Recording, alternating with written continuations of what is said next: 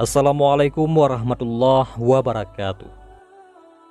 Amr bin Hisham bin Mughirah al-Makhzumi lahir pada tahun 572 Masehi di kota Makkah dan meninggal tahun 624 Masehi, yaitu di kota Badar.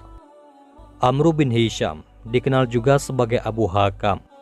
Dia adalah salah satu tokoh pemimpin penduduk Makkah pada masa pra-Islam. Julukannya Abu Hakam, yang bermakna bapak kebijaksanaan atau orang tua yang bijaksana. Namun peran dan pandangannya berubah secara dramatis setelah Nabi Muhammad SAW menyebarkan risalahnya. Sebelum dakwah Rasulullah, Amr bin Hisham adalah sosok yang dihormati dan dihargai oleh banyak orang.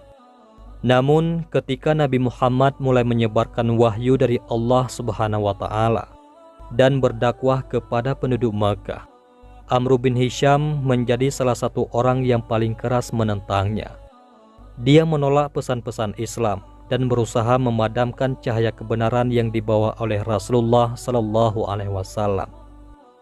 Adapun kisah perubahan sikap Amr bin Hisham ini menggambarkan betapa kuatnya pengaruh dakwah Rasulullah dan bagaimana keyakinan seseorang dapat berubah secara mendalam. Meskipun awalnya dihormati sebagai Abu Hakam, dia akhirnya dikenang sebagai musuh dakwah Islam yang keras. Padahal dia masih ada hubungan persaudaraan, yakni antara Abu Hakam dan Rasulullah Sallallahu Alaihi Wasallam. Abu Al-Hakam ini menentang dakwah Nabi Sallallahu Alaihi Wasallam dengan melakukan cara apapun, baik itu dengan tindakan kasar maupun melalui peperangan. Dia adalah salah satu tokoh yang paling memusuhi Rasulullah Sallallahu Alaihi Wasallam waktu itu. Karena kerasnya penentangan dari Abu Hakam ini, akhirnya dia mendapat julukan Abu Jahal, yang artinya bapak kebodohan atau bermakna orang yang bodoh. Julukan ini mencerminkan ketidakbijaksanaannya dalam menentang kebenaran yang dibawa oleh Nabi Muhammad Sallallahu Alaihi Wasallam. Kata bodoh yang disematkan pada Amr bin Hisham tidak sepenuhnya mencerminkan ketidakcerdasannya dalam arti sebenarnya. Sebenarnya, dia adalah sosok yang pintar dan cerdas. Namun, julukan ini muncul karena sikapnya yang keras menentang ajaran Islam dan dakwah Rasulullah Sallallahu Alaihi Wasallam. Amr bin Hisham adalah orang yang paling gigih dalam mengingkari pesan-pesan Islam. Meskipun memiliki ilmu pengetahuan yang luas, dia memilih untuk menentang kebenaran yang dibawa oleh Rasulullah Sallallahu Alaihi Wasallam. Menurut sebuah riwayat, Abu Jahal sebenarnya percaya bahwa Nabi Muhammad Sallallahu Alaihi Wasallam adalah nabi terakhir yang diutus oleh Allah Subhanahu Wa Taala. Namun kesombongannya menghalangi langkahnya untuk bersyahadat hingga akhir hayatnya. Sebagaimana halnya iblis, meskipun dia mengetahui bahwa Allah adalah pencipta segalanya, tetapi dia tetap sombong dan menolak perintahnya untuk bersujud kepada Nabi Adam alaihissalam. Kesombongannya menghalangi langkahnya menuju ketaatan, dan dia menjadi contoh nyata tentang bagaimana kesombongan dapat menghalangi seseorang dari mengikuti kebenaran.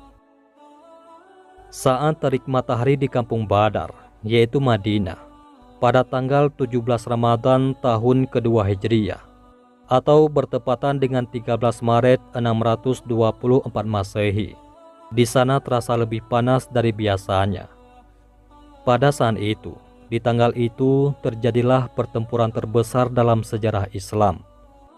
Terbesar bukan berarti itu pertempuran yang melibatkan banyak orang, tapi menjadi besar kisahnya karena jumlah pasukan kaum muslimin hanya 313 orang saja. Mereka harus melawan pasukan kafir Quraisy dari Mekah yang jumlahnya 1000 orang, yang pada akhirnya hasil dari pertempuran itu dimenangkan oleh pasukan kaum muslimin.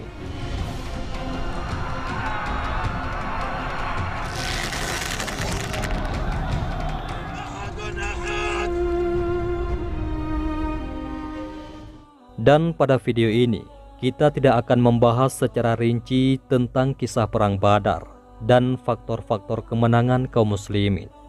Akan tetapi kita akan memfokuskan perhatian pada sudut pandang Abu Jahalnya saja. Karena pada saat itu, Abu Jahal memegang peran kunci sebagai pemimpin pasukan kafir Quraisy.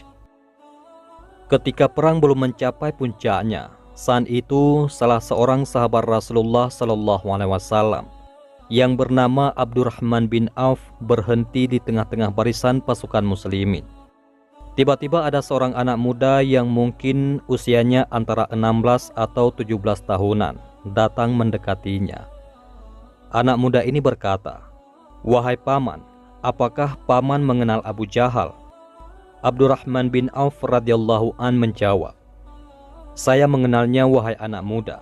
Kamu ada perlu apa dengannya?" Jawab sahabat ini. Dengan nada agak marah, anak muda ini berkata, "Aku dengar di Mekah, Abu Jahal ini sering memaki-maki Rasulullah.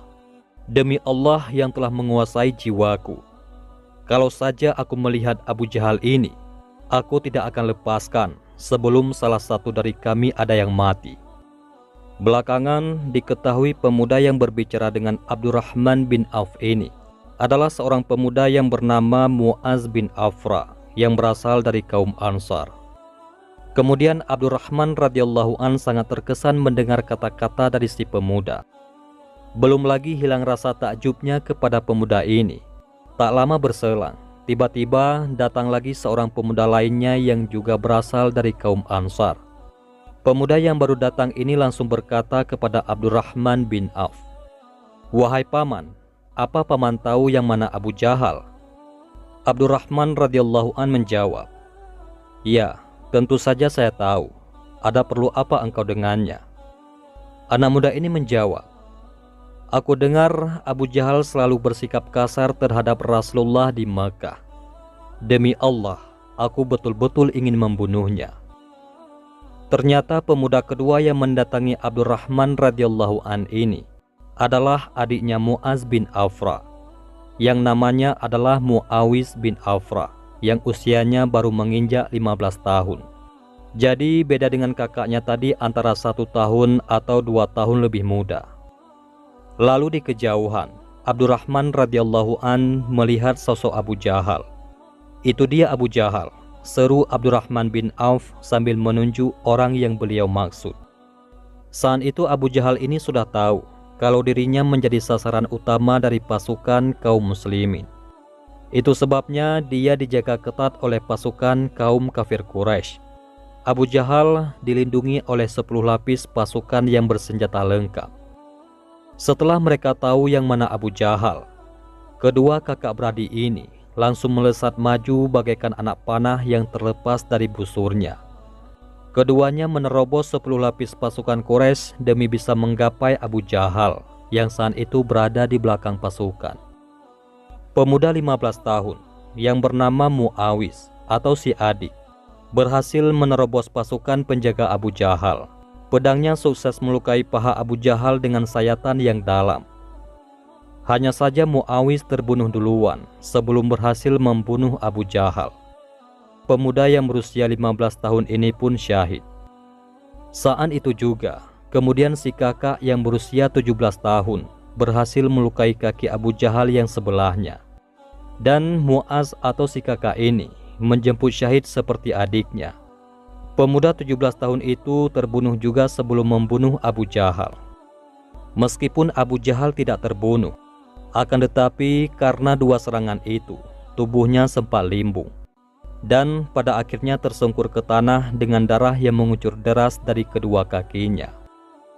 Pada saat Abu Jahal sudah tak berdaya, saat itu salah seorang sahabat Rasulullah SAW yang bernama Ibnu Mas'ud mendekati Abu Jahal dengan pedangnya.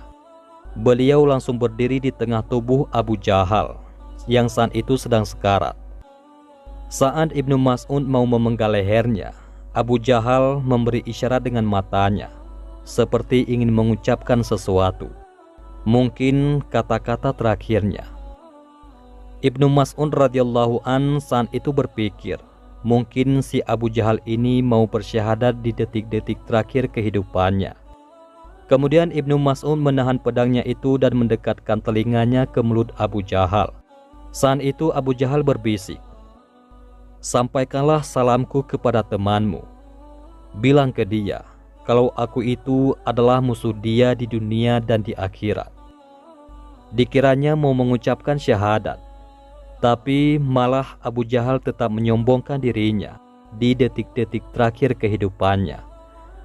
Lalu mendengar ucapan Abu Jahal itu, Ibnu Mas'ud mengangkat pedangnya dan langsung menebas batang leher Abu Jahal. Rasulullah Shallallahu Alaihi Wasallam bertanya pada Ibnu Mas'ud apa yang diucapkannya. Ibnu Mas'ud radhiyallahu an menjawab, "Dia katakan, dia musuh engkau wahai Rasulullah, baik di dunia maupun di akhirat." Adapun akhir dari peperangan itu dimenangkan oleh kaum muslimin, meskipun jumlah pasukannya jauh lebih sedikit. Bahkan jumlah korban perang ini hanya 14 orang saja dari kaum muslimin dan 70 orang dari kaum kafir. Selain itu, pasukan kaum muslimin berhasil menawan sekitar 70 orang pasukan kafir Quraisy. Seperti yang telah disebutkan, kaum kafir yang tewas, yaitu 70 orang, termasuk di dalamnya ada Abu Jahal. Dan di tempat itu pula ke-70 orang itu dikuburkan. Jadi mayat Abu Jahal dikubur bersama 69 orang pasukan kafirin, dikubur di area medan perang itu. Setelah mereka ditimbun tanah, Nabi Shallallahu Alaihi Wasallam mendekati kuburan mereka. Sebagaimana yang diriwayatkan, Rasulullah Shallallahu Alaihi Wasallam lalu berbicara dengan orang-orang kafir yang telah mati itu di dalam kuburnya.